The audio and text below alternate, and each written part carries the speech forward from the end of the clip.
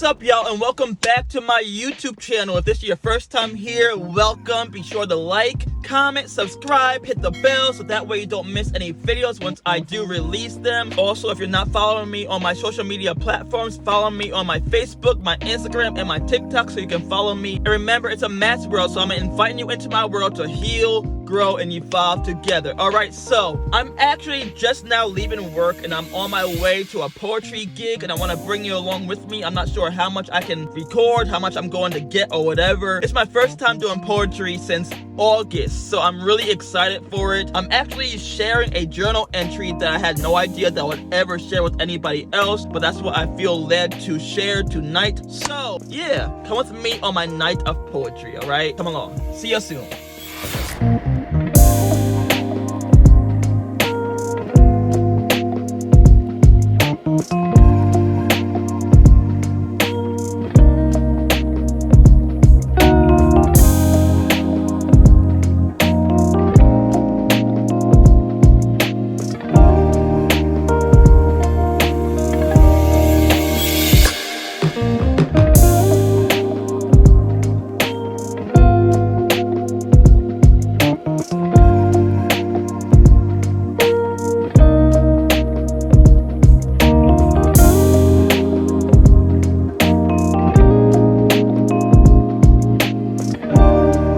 Hey y'all, so I've been here for a while. I got here maybe like 30 to 45 minutes ago, maybe 30 minutes ago at this point. But I'm here pretty early. It doesn't start until 8 p.m. and it's around 7 right now. So everyone's in there talking and stuff like that. That's why I came in my car, because it's pretty loud in there. But they're serving drinks, food, and all of that stuff. It's actually a really nice venue. I'm really excited. It's really gonna be cool to share what I have tonight. So yeah, so I'll keep you guys updated and posted on everything that's going on. They're serving all the people that are actually performing tonight with food, with water, with little snacks and everything like that. It's actually really nice, and their hospitality is really cool. The host of the night already gave me my check, so it's really cool that he gave it to me before we even do anything. And I'm really excited about tonight. It's going to be a really incredible night full of hope, full of poetry, full of live music and all of that stuff. I'm actually one of 2 spoken word artists tonight. Everyone else, I believe, are singing. They did a sound check earlier, but they don't need to do a sound check with me since it's just me. I'm not having a band behind me. So yeah, come with me on the ride.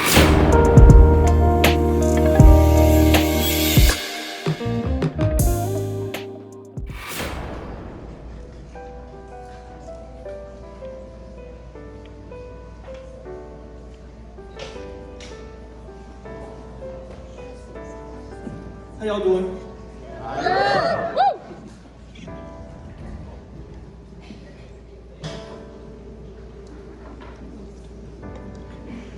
So my name is Matthew T. Burney.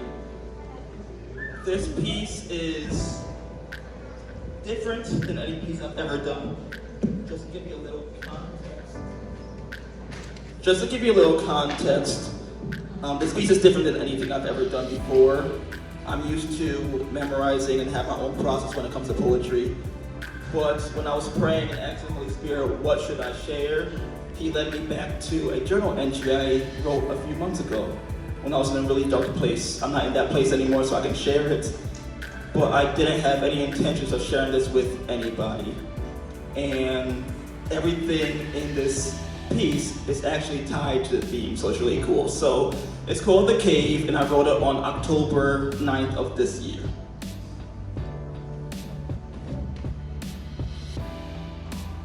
But what happens when you fall in love with the cave? Something that brings torment and isolation is where you choose to rest your head in. How? Can one appreciate light if you've never been in the dark a place? Where you lose all vision and are left there to rot, becoming content with your own stench, but know this isn't your home. Living in delusion and the false hope and reality that things will never change from here. How? Can a narrative change when you've embraced death? But even in this valley, the wells of God's love still met me where I was, inviting me to come home. I often think I'm further than I really am, though I know God's sovereignty meets me where I am and isn't offended with my scars, war wounds, and the state of my heart. I often believe that my affection and love for Jesus can't be touched. But the more I fall in love with my cave, my priorities change and shift. What has your attention? Has your affections? What has your affections and heart ultimately shows where your priorities lie. Who has your affections and heart shows who your priorities lie in. Although this is true, there's no condemnation, but much grace. Our love and affections may shift, but Jesus' love and affections towards me doesn't. I'm a son. And that doesn't ever change, ever. Falling in love with the cave can become easy. Because although you see your skeletons and bones in the darkness of what you call safety, the light isn't shining on them and you don't have a crowd to make a spectacle of what you know is there. So you don't make a big deal out of it.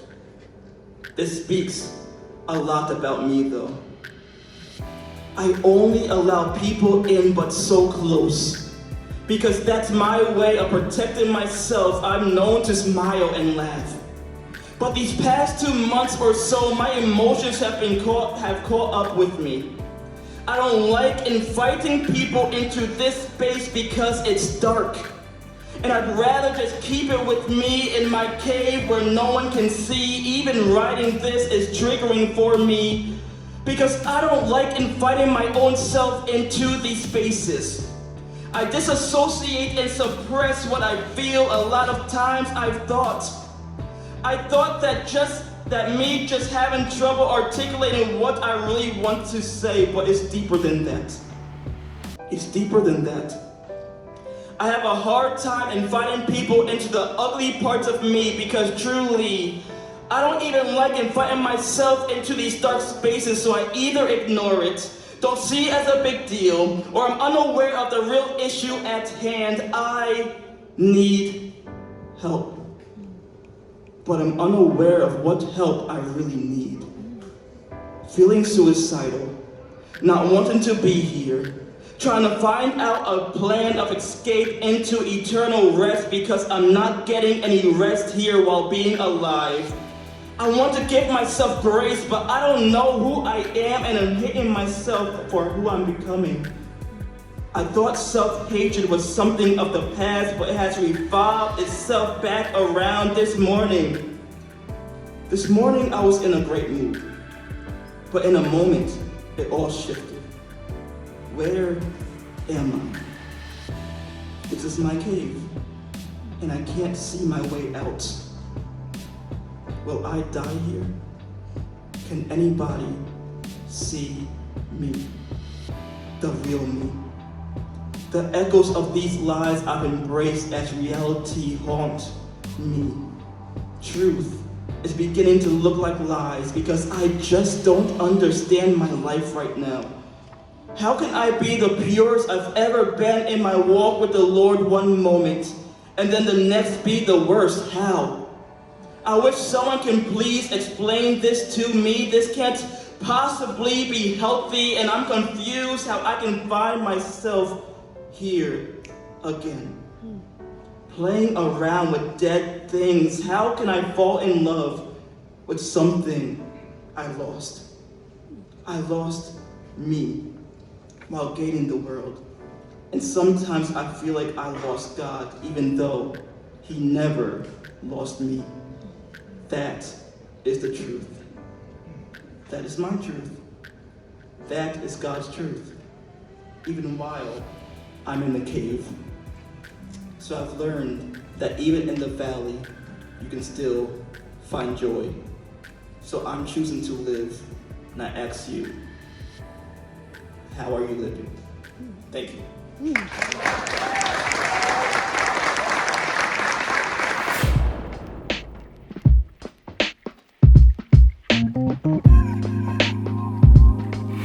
Alright, y'all, I'm back, and this muffin is really good. This cornbread muffin thing, whatever it is. But that's besides the point. Y'all, that was so exciting. I missed poetry so much. I miss performing. I miss everything that goes into it, like being backstage with the other performers, encouraging each other, getting to know each other, making connections and all of that stuff. They literally had food for us in the back. They had rooms in the back that we can go and just relax before we go up, even though I sat in the audience. That was something they offered. The place was absolutely beautiful, guys. It was packed out. Like, I don't know if you saw, but both sides were literally packed out from the front all the way to the back, every single row. It was amazing. I felt at home. This is where I belong on a stage. But even additional to that, like, hearing the comments that people were saying afterwards, like, really touched me in different places. Like, the host, he actually gave me a shout out right after I went and did my piece. And it's just crazy because something that I did not want to share or bring people in on is touching people and bringing light to different places that never had lights.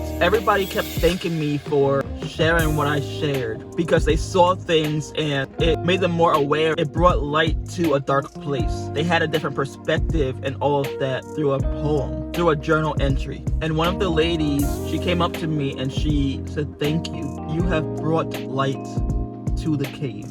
And who would have thought that a dark place that I have been in and I came out of would give people so much language and help them and give them language for where they're in and insight and all of that from a poem that was written and produced and birthed in pain and sorrow, in a depressed place, in a suicidal place, in a dark situation, brings light to them. Brings light to what they're going through. So one of the things that the host said when he was acknowledging my piece in front of everybody, he was saying that he would never look at the cave the same way again. The line when I'm talking about falling in love with the cave, he was saying that that's something that's never going to leave him now. So yeah, I missed this. So I'm gonna end the video here. This was a video bringing you guys along with me as I do poetry and try to give you guys kind of the experience of what I go through when I do poetry out in public. So I actually have another gig in a few weeks in Chicago. I'm pretty sure I'm gonna bring you guys with me as well, and I'm doing poetry there, and that's gonna be super fun. But don't forget to like, comment, and subscribe, y'all, and hit the bell so that way you don't miss any videos when I do post them. And also, if you are not following me on social media, be sure to follow me on Facebook,